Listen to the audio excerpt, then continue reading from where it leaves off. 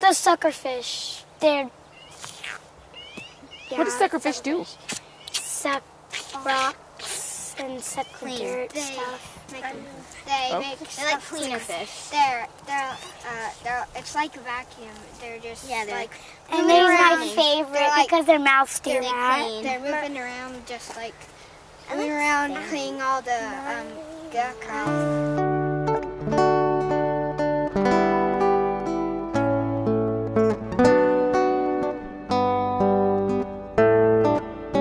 Oh, I love to go hiking and camping. I love to go to my cabin. Her name is Sucky. I think a lot now about the next generation, and I think a lot about how hard it has become for young people to connect to the natural world in the way that people my age took for granted. We all have a shared commitment, all of us, to making sure the next generation can connect and can be equipped to make good decisions, and again to understand and enjoy and appreciate the world that they're being handed. Well, I think we just need to stop ignoring the issue that all this stuff is happening and we're losing the environment and nature, and it's always good that we should still keep it because it will save our generation and make us live longer.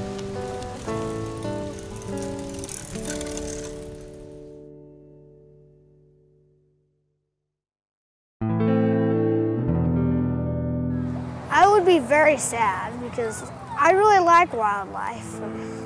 It would be just so sad to see not be able to see them. I would be really sad. I love fishing because it's just a lot of fun being in the outdoors and catching fish and then eating them. But I don't like gutting them. That's not the fun part. Sad. Lonely. I feel like a piece of you is missing. Feels like your whole body's missing. Yeah, and it'd be like gray, and it wouldn't be happy because you'd missing a lot of the birds and stuff, and then I'd missing the bugs, and it'd be really sad. I'd be depressed. I mean, I wouldn't say there'd be an Idaho without wildlife.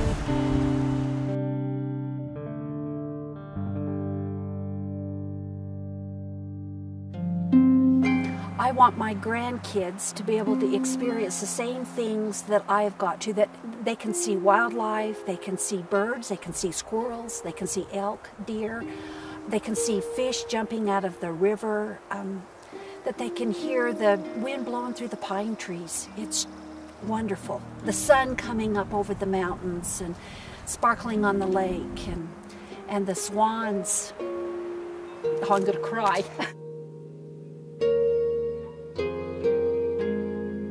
I can't imagine life without the outdoors. I mean, I grew up as a Boy Scout, you know, just camping out once a month, and it was something that I looked forward to as a child. And it's something that I've looked forward to as an adult, and I want to pass on to my kids, and I hope they pass on to their kids.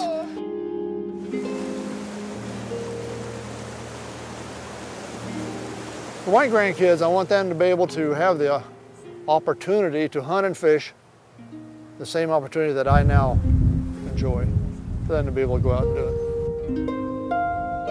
I don't want that to go away.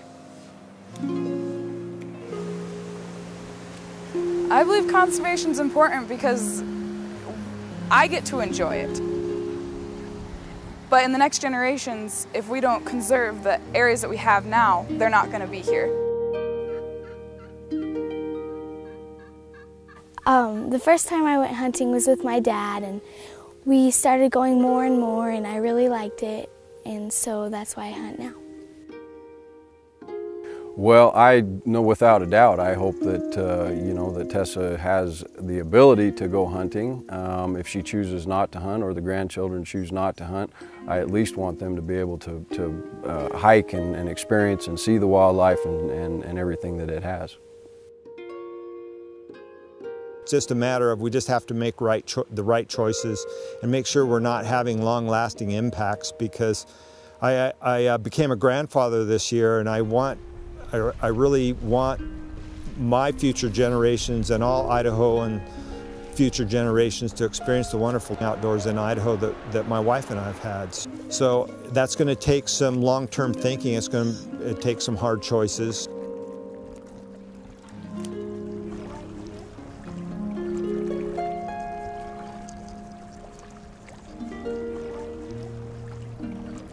It's something that's just goes back decades, you know, taking care of the wildlife and taking care of the fisheries, and just kind of a decade thing with, you know, passed on from grandparent to great-grandchild. You know, this is, you know, how they take care of the land and the fish, and, you know, it's not all about hunting, it's everything else too.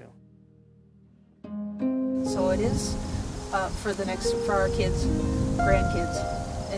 It's all of our responsibility.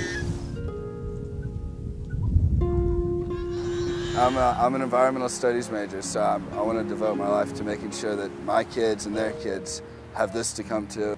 Because you can't start making a big change unless everyone's doing their part. You know, so it can't just be, you know, oh, the government has to do something. You know, everyone needs to be chipping in and, you know, making a difference, and then it'll catch on, and then a big change will happen if everyone does their little part.